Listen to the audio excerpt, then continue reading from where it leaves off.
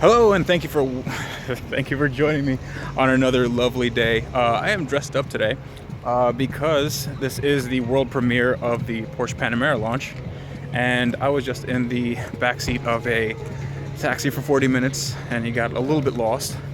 But let's go inside and see what's there. I'm a little bit excited, but yeah, I'm in Berlin. Not exactly sure where, but yeah.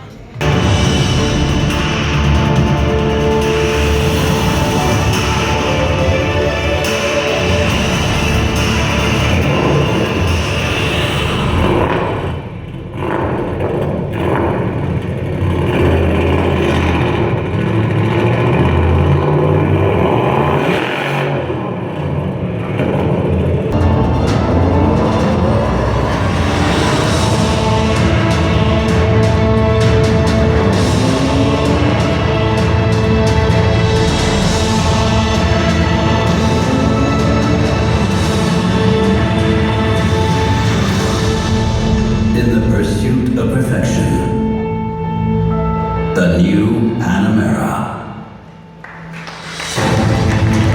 So this is what happens when the press conference that took place right down there is over. We have all these people trying to get pictures of this new car, and the new car is over there. There's actually two of them. Let's see if you can get that a shot. Yeah, there's two of them. The lighting is horrendous. It's always in this really dimly lit and harsh light on the car. I don't know why they do that, but yeah, you see people just lining up. So before my phone dies, I will try and give you a walk around of the new Porsche Panamera Turbo. It is right there. Cool, by itself. This car features a 4-liter twin-turbo V8, putting out about a 550 horsepower, 567 torque. The Turbo S with, I believe, the Chrono package does 0 to 60 in like 3.4 seconds, and that is comparable to like a Ferrari FF, which is kind of insane if you think about it. So, going into the interior, there is a 12-inch touchscreen, and then two 7-inch touchscreens in the right here in the center console. Well, in the gauge cluster. If we open up the door, excuse me, sir. Sorry, I didn't want to get in your way. Not a ton of leg room, if I'm honest. See if we can slide in. So there's a touchscrene in the back for heated and air-conditioned seats. I'm guessing they're ventilated. But this is awesome. S-Class definitely does not have this. Well, not in their, not even in the AMG models. But rear seat space, I mean, I don't know how far he's got the seat back, but there's not a lot of rear seat room here. I think this is more like a something that competes with the Rapide, or I mean, they're going to make a long wheelbase version, but ingress and egress, not exactly the best. Going around the back, so this right here, that is a spoiler that comes out at speed, and that is the coolest thing ever. I don't know if you can do it manually, but I'm gonna try to get some video of that deploying. But this wing, so the wing is retractable, and if you take a look at it, it comes up. I'm gonna try to get a shot of it coming out, but it comes out, it goes up and then it splits. It's so awesome. You can see the mechanism. Well, can't really see it now. But just going around the car, all the lines are just beautiful. I mean, Porsche makes nice cars, or Porsche rather. Porsche makes very beautiful cars, but this, I think, first of all, check this out. Soft close, just like Mercedes. So you open this up, and ooh, if you take a look inside, look at these gauges. Wow. So these gauges are actually 7-inch LCD screens, and they look very much like analog gauges, but they're you can change them to whatever you want. And right here is a 12-inch touchscreen. Wow, it's very responsive. That is freaking awesome, and what I like about it most is that it kind of blends in, like this black edge of the screen, it blends into the rest of the panel. Moving downward, you have the LCD screen for the climate control on either side. What's that?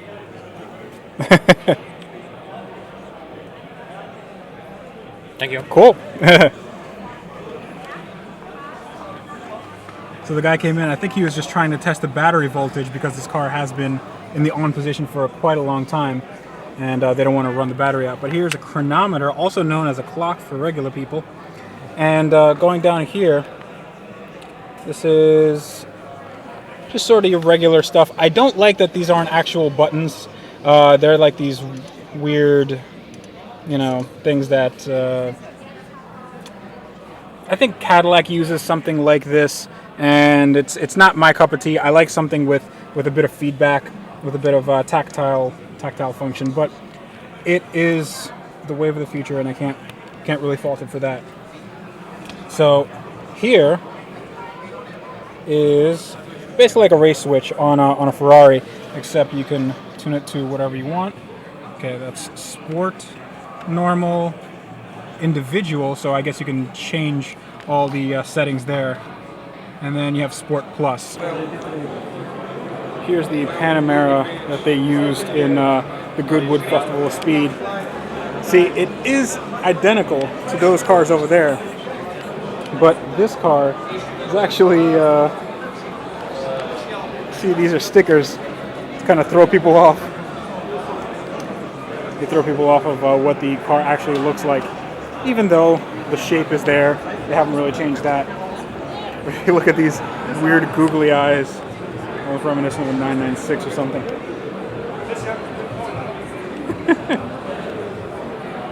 It's funny how they throw people off.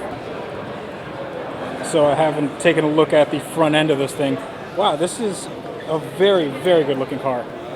And if you take a look at the headlights, apparently there are 48 LEDs in them. You can see the nice detail.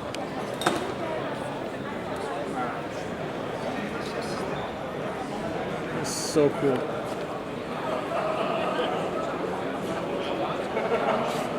Absolutely enormous brakes. Carbon ceramic as options.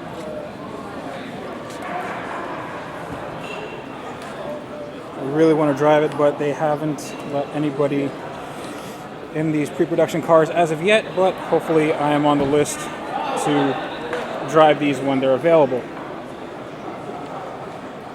Man, you know, the back end of this, it's a very coupe-like car. It looks almost like Mercedes CLS, something like even like an AMG GT. It just kind of flows. It's a very, very flowing car. I'm really digging this car. And I mean, this car, this turbo, it's about like 150 grand. But this one, the 4S, starts just under 100 grand. And I'm willing to bet that these things are gonna depreciate just a bit, especially if you get the base model or whatever. And you're gonna be able to find these things all day long in the 60s, you know, if they're a few years old. But this is one of the best looking Porsches. I mean, especially the four-door Porsches that I've ever seen. Just everything. They've paid attention to the details. Look at the wheel gap. Wheel gap is just perfect all the way around. Those headlights is just has this menacing look. It's just the right amount of feminine and masculine. I like it. Good job, Porsche. And therein lies the beast. 4-liter V8.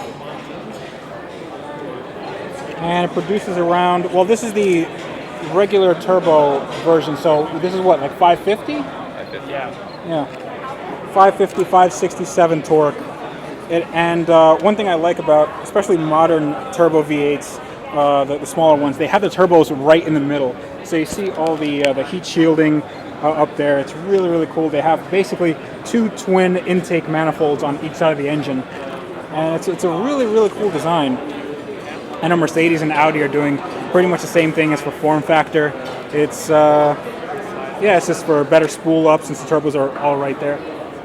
Yeah, it's just a good looking engine. I mean, obviously you can't really see much. I don't know what the Porsche engineers or Porsche, people working on the Porsche Panamera are going to do when they have to repair something, but you know, that's neither here nor there. You see all that heat shielding back there because the turbos do get very, very hot. They spool up quite quickly. This thing makes torque around between 1950 RPM and 4500 RPM. It has that like really flat torque curve. So yeah, all in all, not bad. Good engine placement. It's right on the front axle. Not exactly front and mid, but can't complain here. Okay, so my phone died. I've been using my phone to document all my exploits during this trip. And my phone died during the Panamera launch, but I did have some footage with my DSLR. But I'm home. I'm home away from home. I'm in my hotel room, and it's about midnight, about 12:30. But at my time, it's like 6 o'clock, so it's right about time for dinner, and there's nothing open. So I go down to the reception, and the guy at the reception said, "Would you like me to make you a panini?" And I'm like, "Well, I guess. I mean, it's, if it's not too much trouble." He goes, "No, I'll make it for you." And I go, "All right, well, that's cool." So apparently this guy lit up the grill and made me a panini. Let's see if I can get that. Look at that. Isn't that nice? Isn't that like really nice? Obviously, I paid for it and whatnot. But it's just, I like it when people have that amount of service, that amount of, they have pride in their work. And that goes a long way. So if you're ever at the Sheraton Esplanade, they have extremely, extremely good service in the reception department, and they will do anything to make your stay as good as possible. So this is my first and last night here, and let's hope that my next hotel, which will be in Leipzig, I believe, that's going to be, I'm sure that'll be just as nice. But for now, I think that's going to be the video for today, and I'm going to make a very special video tomorrow because that's when I get to drive something from Porsche 3 hours from Berlin to Leipzig. So hopefully you guys will see that. Of course you guys will see that. Why wouldn't I show you that? That's freaking awesome, right? So if you like this video, like, comment, subscribe, do whatever you want. Dislike if you didn't like it. And I apologize if you didn't like it, but who cares? So good night, and I'll see you next time.